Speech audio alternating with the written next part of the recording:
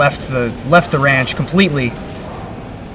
Oh yeah, Brad's the opening hands Brad gets are pretty hilarious. He sent me, the way he introduced the deck to me was he sent me a screenshot of an opening hand on Magic Online in a constructed tournament where he had Black Cleave Cliffs, Seachrome Coast, Ancient Grudge, Lingering Souls, Sun Titan, and something else. So it's pretty hilarious when you have an opening hand of 4 lands of different types, 3 spells of different types, and you cannot cast a single one of your spells. And that can happen with Brad's deck. So we'll see what happens. It's a little bit of a crapshoot, but I'm excited for this deck.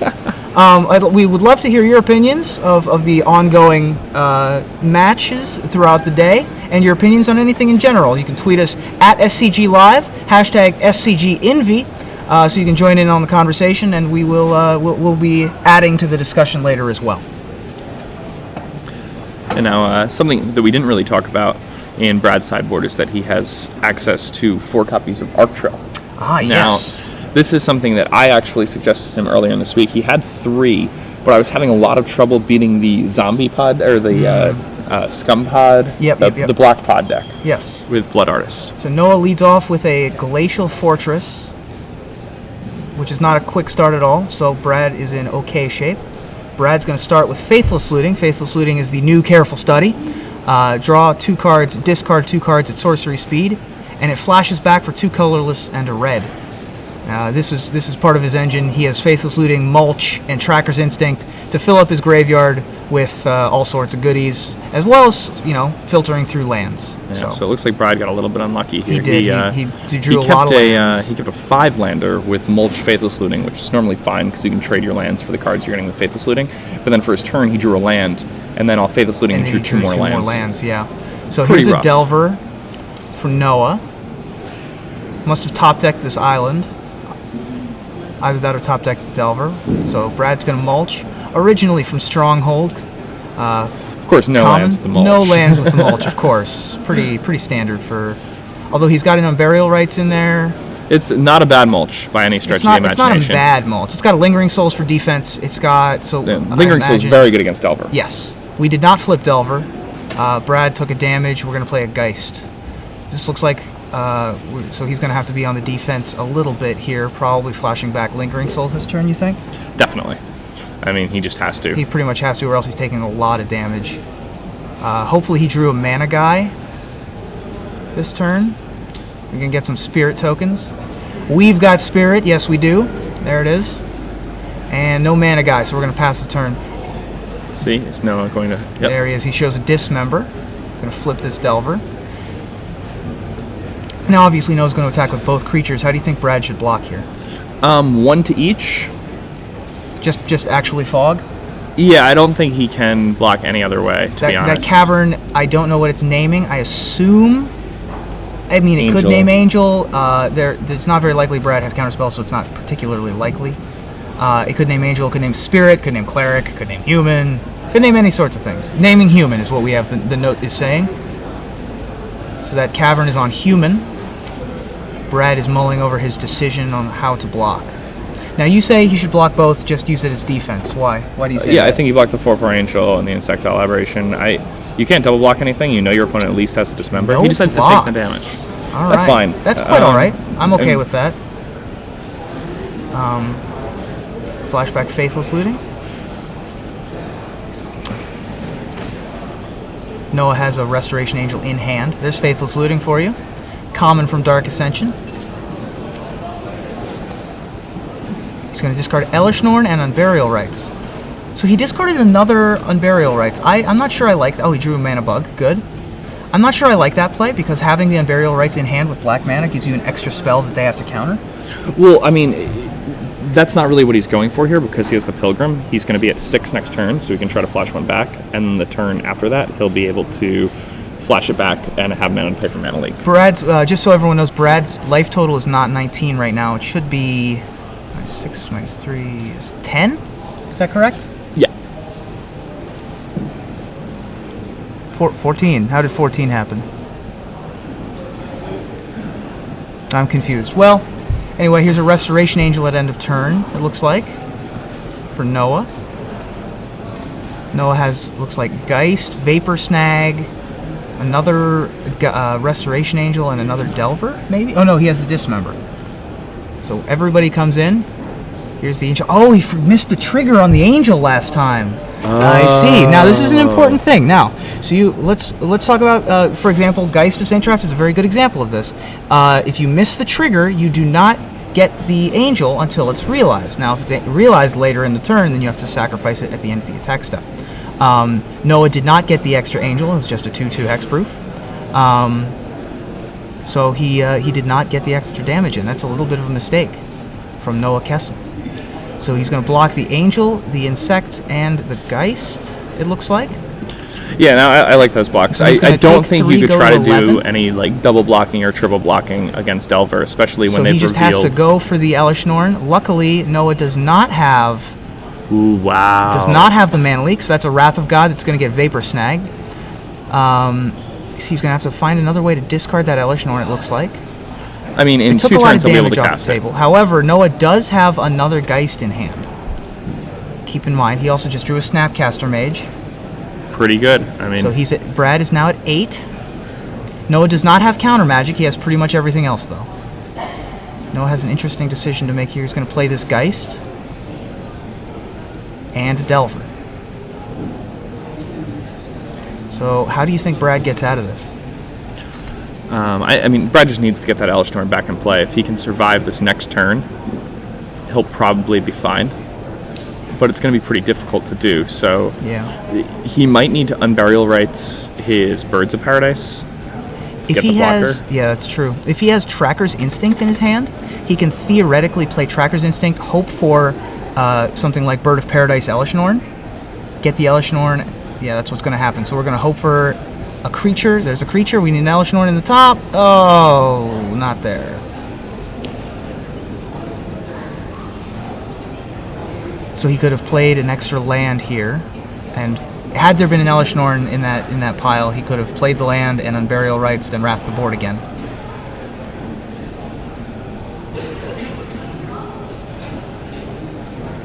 Yeah, Brad's in a tough spot here. Tracker's Instinct, for those of you that don't know, is sort of like Mulch's 5 and 6. Colorless and green, uncommon. It's you reveal the top 5 cards of your library and choose a creature card from among them and put them in your hand and the rest in your graveyard, and has a flashback of 2 and a blue. You may okay, he's going to scoop them up. Does not have not have what it takes. Noah had a really aggressive after turn 1 had a really aggressive start. Yeah. So, now something that's interesting from Brad's angle is, had he not shump blocked with the Pilgrim, he would have been able to have cast. That's right. The Elishnorn. Yeah. That next turn. So was that? What do you think that's just a misplay, or do you think that was a calculated risk that he decided to take? Okay. For me, I believe that there's no way he thought that his opponent could have a Vapor Snag in his hand, because he knew his opponent had a Dismember, and his opponent didn't use the Dismember and the Vapor Snag to deal with 2 Lingering Souls tokens. Right. Which would have put Brad on a 2-turn clock, which seems like the very obvious play. But his opponent did not make that play.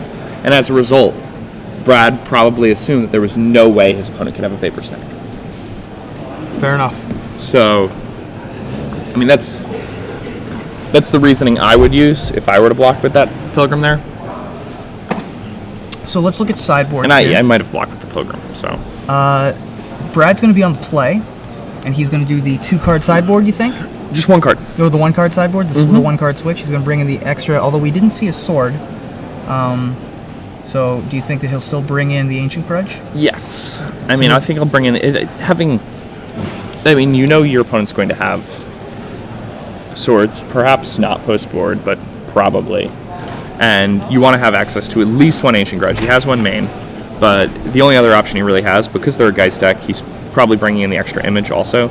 When I played this deck, it was actually a 4 image in the main deck.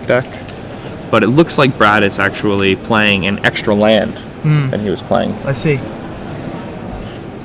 He's playing 4 Black Leaf Cliffs and a Gavany Township. And a Gavany Township. Or he had 3 Black Leaf Cliffs and a Gavany Township, and he was strongly debating whether or not he should put the Gavany Township is an interesting part of this deck, because it gives you a good game, secondary game.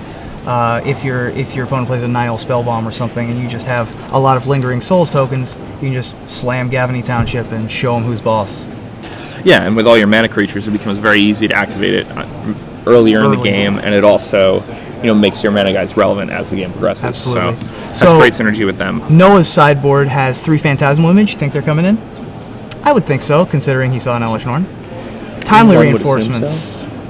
I don't think Timely Reinforcements, in spite of the fact that Brad often has more creatures, I don't think that's going to happen. Dissipate. Lots of flashback cards, so I think Dissipate's going to come in. Definitely. Then we got a lot of one-ofs. We got Consecrated Sphinx, Tameo, Day of Judgment, Celestial Purge, Divine Offering, Mental Misstep, and Gutshot as one-ofs. So he's got a lot of stuff he might bring in. What's he going to take out? Probably Gitaxian Probe, I would guess? Maybe? Yeah, sideboarding here is pretty tough. I think Restoration Angel, not the greatest thing. Not the greatest thing here, I agree. I also don't think the Dismembers are particularly good. Killing the mana guys is extremely important. It is, but he's also got another Gutshot and a Mental Misstep to be able to take care of mana guys. And Dismembers are the cost of a lot of life. Although, yeah, I guess if you're willing to pay 4 life to have 2 extra cards in your deck to be able to take care of 1/1s, because it's not going to kill an Elesh Norn, it's not going to kill a Sun Titan, so... I think the Day of Judgment's a possibility. It's definitely a possibility. I don't know if he wants to be on that plan, because I agree. If you're casting Day of Judgment, you're already behind. Yeah. So it's probably Phantasmal Image and Gutshot, and then maybe Dissipates. He's got 3 Phantasmal Image, 2 Dissipate, 1 Gutshot, and then he'll probably take out, what do you think? Well, he's got to bring in his Consecrated Sphinx. Oh, he's got, right. I think he has to, because when he's playing against a Frights deck, and they have no way to kill it, and against any deck where the game can hypothetically go long,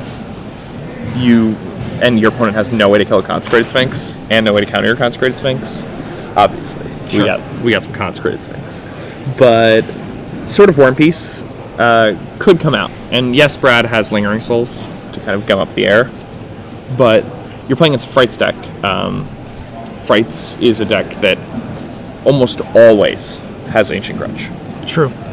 I don't want to say always, because I'm sure there's somebody who's played it once without it. But it's a deck that hasn't been played really recently, because it got hated out a lot because it got discovered. Then everyone started playing decks that could destroy it. Then everyone forgot about it. In this Delver Wolf Run sort of metagame, there aren't really that many answers to graveyard-based decks. Yeah, you don't really see many Nihil Spellbombs outside of very strange decks. So. Right, and this is like the only deck I've seen with Lingering Souls in it in a long time. Like, there aren't a lot of people playing that card anymore. And that card's really good. That card's real good. That card's 5 mana for 4 power of flying that can't be taken care of by a Doomblade. So you can pay for it in 2 installments whenever you feel like it. Yeah, whenever you want. And you still get to cast it when you discard it to your Faithless Looting. I would like to point out for the folks at home, yes, that is Brad Nelson with a Chohawk.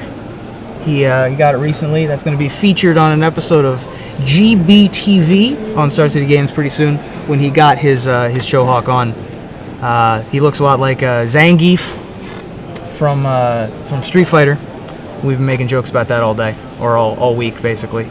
Yeah, and that's where the deck name comes from. That's right. It is the Red Cyclone. Yep, he's going to spin his elbows around and drop an Elesh Norn. I think it looks pretty good on him.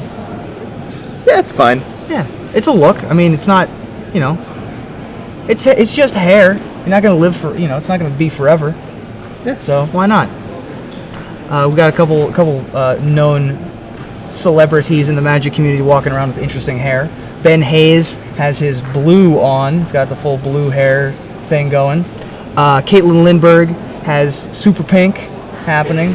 So we've got some interesting haircuts happening around the room. And why not? It's a celebration. Josh Cho, no longer with a mohawk. That's correct. Took off the mohawk. Did not want to be associated with Brad Nelson. So we got an Avacyn's Pilgrim off of a Razor Verge Thicket for Brad Nelson. Much better start this game, I think, than a Faithless Looting. I'd much rather have a Mana Bug. Although the Faithless Looting was real unlucky for Brad last game, so perhaps I speak too soon. I mean, it all depends. So we have Seachrome Coast into Ponder for Noah Koessel. Noah keeps them on top and probes Brad Nelson. Brad has Unburial Rights, Blackleaf Cliffs, Lingering Souls, Faithless Looting, and Lingering Souls. So, quite the air force in Brad's hand. That's a hand. Yeah. Now, Noah does have a Vapor Snag, a Mana Leak, looks like a Restoration Angel, perhaps a land. So we're going to go Souls on turn 2 for Brad Nelson. We've got Spirit, yes we do. There's the Lingering Souls itself, the Tom Martell special. Put 2 1/1 white Spirit tokens into the... Sorry. 2 1/1 white Spirit tokens with flying onto the battlefield and flashes back for a colorless and a black. Quite the format definer. And now Brad has a few different interesting lines here. He did draw a Sun Titan, so now he has an Unburial Rites target if he so chooses to Faithless Looting. Yep. But I think that's probably the correct play because he doesn't have another land to play this turn. I didn't see. Did you? I did not see another land either, and I don't think he drew one. But one thing that he could also do is he could Faithless Looting and then pass the turn, feigning missing the land drop, and then have the 4th land for the next turn, because that gives his opponent like a psychological ploy that will often make your opponent cast something like a Geist on their 3rd turn. So Brad's still mulling his decisions. I think, as are we. Lingering Souls could be in order here. Just flashing back or casting another, you think? I think you just hard cast another one. Just use your mana most efficiently. Then so the options are hard cast the Lingering Souls in hand, or you could Faithless Looting and then flashback Lingering Souls. Well, you don't have you don't have black and red to do that. Oh, you don't have black, your black and red. I see, both come I see. from your Yes. black leaf buffs. The match is paused, I see. We lost contact with the judge. So that is what's happening here. Although I'm sure he is also mulling his decisions as well. Yes. There are definitely a number of options open to Brad right now.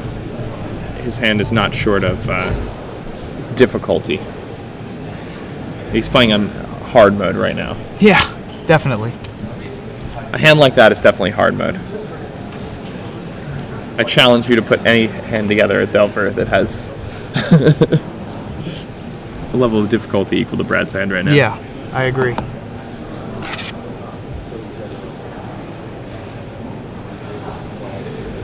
All right. So, Brad talking to Noah a bit. So let's talk a little bit about the villain of the format, Blue-White Delver. What do you think about... So I was walking around the room. It looks like there's about 30% of the players are playing Blue-White Delver. It's a pretty big percentage. It's not as big as I might have thought. But it's a high prestige tournament. Players want to beat the best deck, not necessarily beat the target. Mm-hmm. Do you think that... okay, so we're back to the match. Sorry.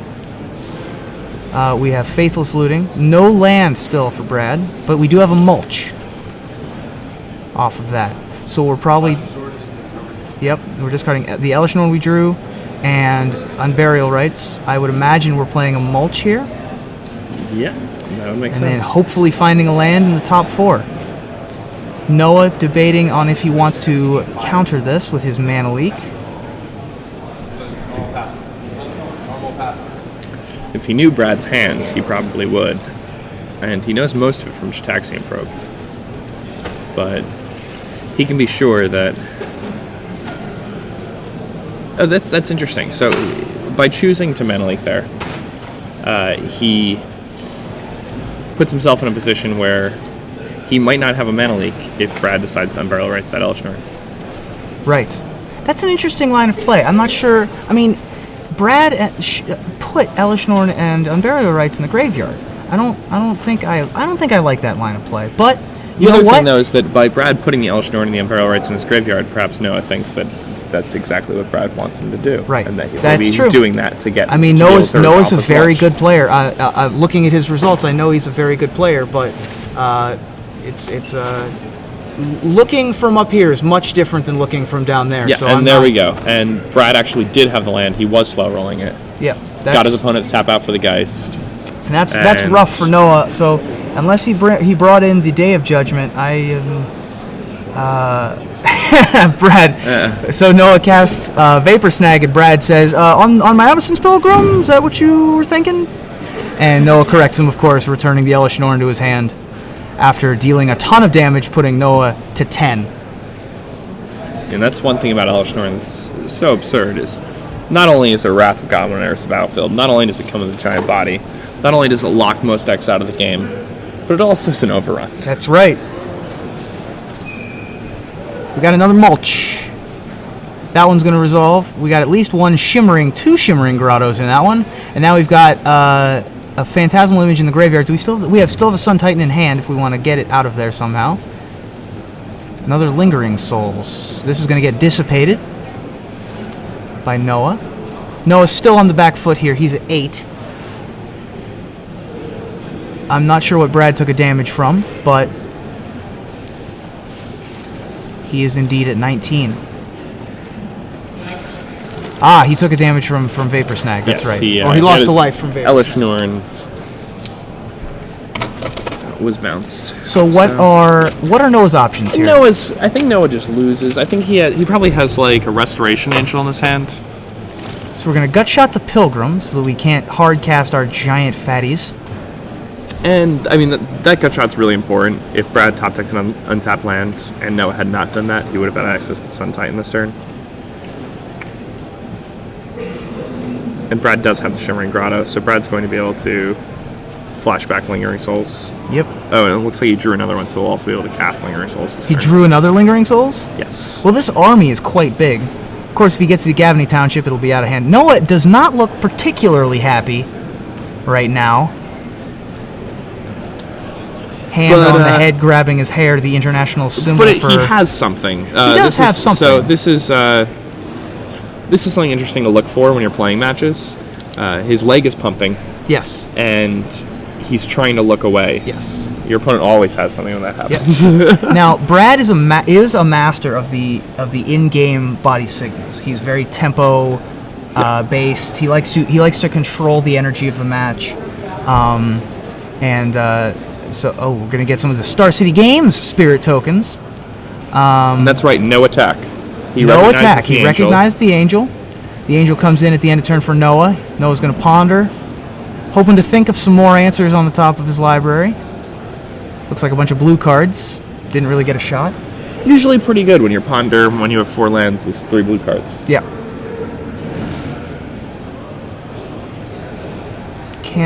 Still can't tell what he's got. Brad just has an overwhelming board position now, though. I don't see... And another Lingering Souls. Yeah, another Lingering Souls in the graveyard, another one in his hand. Unless Noah can play a sword and equip, I guess.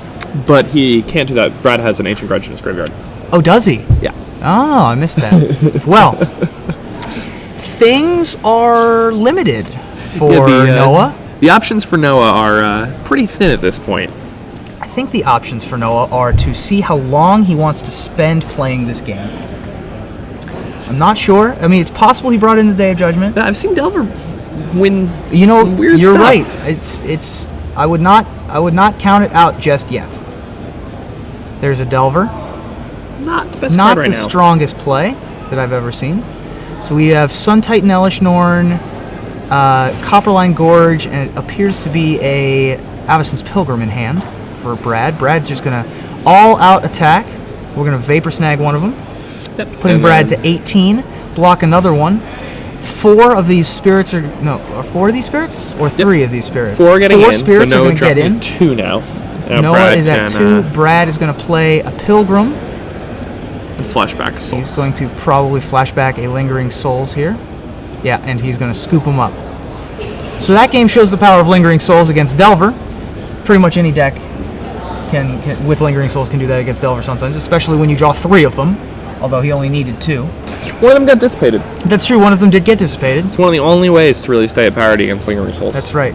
Now, we did not see Gavany Township that game, but that game didn't really need it, I guess, but certainly shows how good Gavany Township can be. Definitely. I mean, that game would have been 100% locked up. As opposed to 98% locked up. Yeah.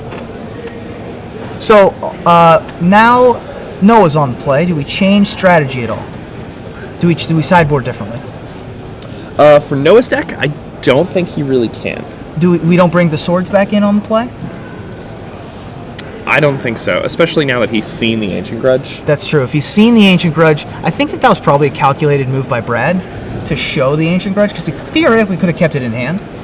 Well, instead of discarding the he Sun could've. Titan, for example, Yeah, that's which true. he might have wanted in the graveyard for later Unburial Rites. I think that it was just to show Noah. He just wanted to demonstrate his range there. Yeah, the thing is at this point, Noah is probably pretty confused. Yes, I would imagine so.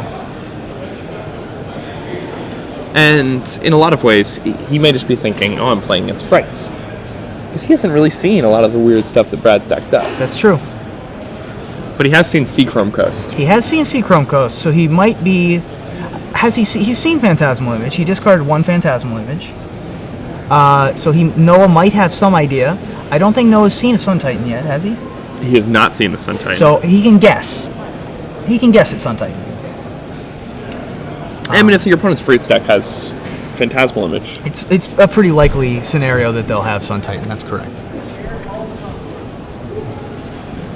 Yeah, something to be said about Phantasmal Image. It's just so powerful right now. Absolutely. 2 mana clones are just absurd. 3 mana clones are absurd. That's why they put regular clone back in the base set. I think that the power of clone was proved when Brad got second place at Grand Prix Minneapolis. The deck that was basically 8 clones. I mean, it had some other things in it. Certainly, Wormcoil Engine was great for that tournament, as was Grand Architect. But he showed the power of clones when opponents were like, haha, here's a Primeval Titan. And then Brad said, I have 3 now. Please come to the open stage. So, Adrian Zambrano, if you're in the hall, Infinity please come Ghost to the open Orders. stage. So again, this is Jacob Van Lunen. I'm being joined by Ruben Bressler. We're here in Indianapolis bringing you guys coverage of the Standard Invitational portion. And this is a match between Brad Nelson, former Player of the Year, facing off against Noah Koessel. Noah Koessel, I had some information about. He has won at least one PTQ. He has several decks on the line, so I imagine and he's qualified for the Invitational. So you don't have any slouches in this tournament. And Noah appears to be a very competent player. I'm impressed with a lot of his play in the game 1. He didn't really do much in game 2, but that's because Brad's deck just sort of did one of its things. As a reminder, once you don't play, you're not allowed to remain inside the playing area. Now, So once you don't play, something that's interesting is that Noah's deck Thank you. does not have any way to interact with Brad's graveyard at all. Correct. So, and none of the Delver decks do really. Right. Basically, So- nowadays you have no way to interact with the graveyard because who needs to? Yeah, the only decks that play Graveyard Hate are Solar Flare and the zombie type decks because they don't really have anything better to put in their sideboard. Right. When you're mono black, drawing a card and removing your opponent's graveyard is acceptable, Yes, very much so. even if it's just Brad Nelson in your tournament.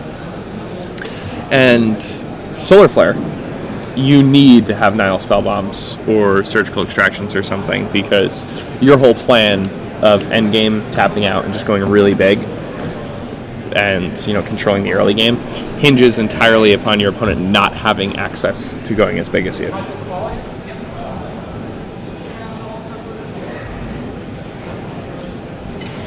Yeah, it is interesting to note that I was talking with Brad about this deck, and I said, if Delver's the only deck that you can beat realistically, you have to be able to beat it 60% of the time, and it's got to be 60% of the field. And Brad was like, well, I can beat all the other decks too. And the deck can beat all the other It decks. certainly can, yeah, because no one's expecting it right now. Like, there's no one really who has The graveyard game hate. 1 against the blue-white and blue-white-black control decks for Brad's deck. Attention players, if you signed up for So good. Winnabox number 2, your event is ready at the open stage. Once again, standard Winnabox number 2, your event is ready here at the open stage.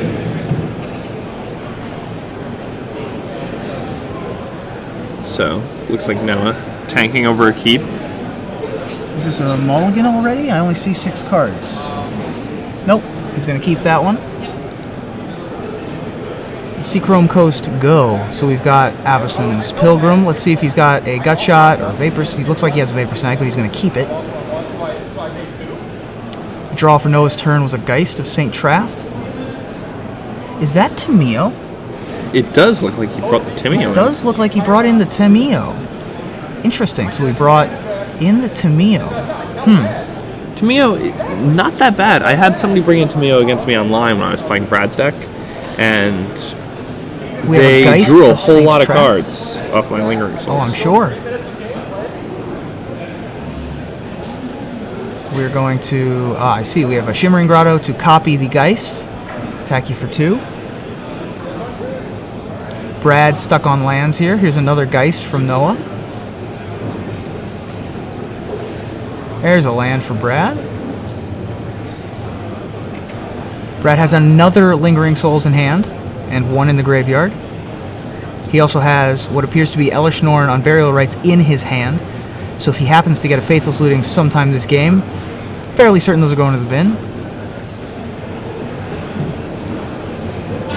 Now, why do you think Noah brought in the Tameo? That's an interesting choice to me. Is it just to draw 90 cards off Lingering Souls, or? And that's not too bad. That's not too bad. I guess it also locks down a Sun Titan and or something like that.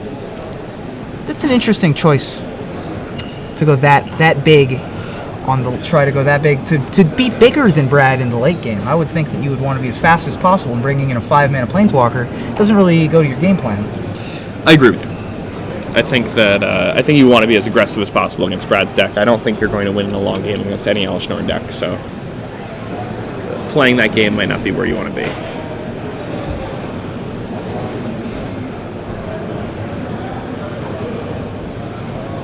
Brad casts Mulch, fills a Blackleaf Cliffs, 2 more Mulches, and an Elesh Norn. And then brings some more spirits to the fight.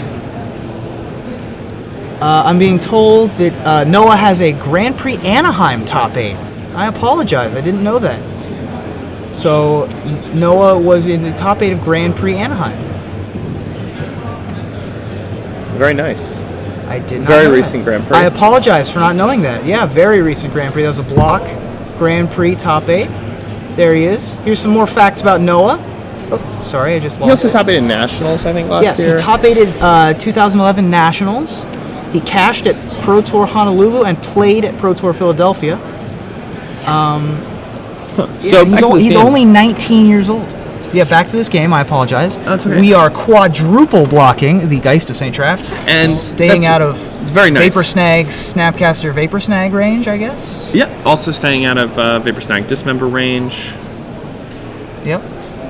He told me when I was trying to play with the deck, one time I triple blocked the Geist to play around Vapor Snag, and he told me you either double block the Geist if you think your opponent doesn't have it, or you single block the Angel, or you quadruple block the Geist. Those are your only plays. You can't triple block? He thinks it's just bad because you can Snapcaster Vapor Snag? You lose so hard when you lose. Yep. I see. Noah still thinking over his options. He has a Restoration Angel in hand to try and save this Geist, but that would mean tapping out, of course, which would leave him wide open to playing a land and casting on Burial Rites from his hand. So if he puts Brad on Burial Rites, which it turns out he has, that would be quite a dangerous play. Either that or he just lets the Geist die, which also does not seem great. So we're going to cast the Restoration Angel. If Brad has a land here, he's going to cast, and on Burial Rites, that Angel needs to go away. There's a land, and here's on Burial Rites. Here we go. From Brad on Elesh Norn. And coming in for 12 damage. 12 damage. That's many damage, folks. Looks like Noah does have Vapor Snags. It looks like he has 2. Does he have 2? Yes. Looks like he has 2 Vapor Snags. I apologize for not knowing more about Noah, but we're respecting him now. I just didn't know before. Yeah, now Noah down to just 6. Has the Vapor Snags to bounce the Elesh Norn. Needs to find some sort of way to stabilize this game, but it's going to be really rough for him at this point. The fact that Brad has another Lingering Souls in his hand definitely doesn't help things for Noah. Brad's slowing down the tempo here because he's so far ahead, I think. but he just wants to let Noah live in this area of him not being very good on the board. Brad's very good at picking up and slowing down tempo when it suits him. Noah really shuffling off of a Brad's just at Magic. Brad's just real good at Magic. Yeah, I think Brad doesn't get the credit he deserves. We talked about this last night. He's certainly not the worst player of the year ever, as has been discussed. He's very, very. He just thinks about Magic in such a unique way. So we're gonna pass the turn here, probably with Dissipate mana up. No, he's got another Vapor Snag in hand, so we'll probably do that in combat. I mean, he's got a Vapor Snag this Alshnar. Yeah, absolutely.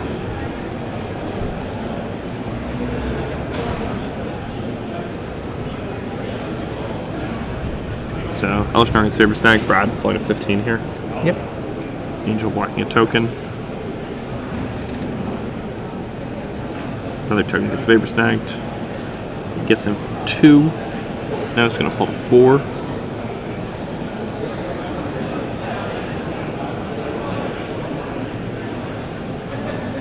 And Brad is going to go ahead and cast a Lingering Souls and flash it back. Well, when your opponent's board is a bunch of red, green, black lands and Lingering Souls tokens, you're somewhat confused, but you're also likely dead. Unfortunately for Noah. Noah never getting to this fifth mana that he needed for Tameo. Has another Geist, isn't going to do anything, and that's the game.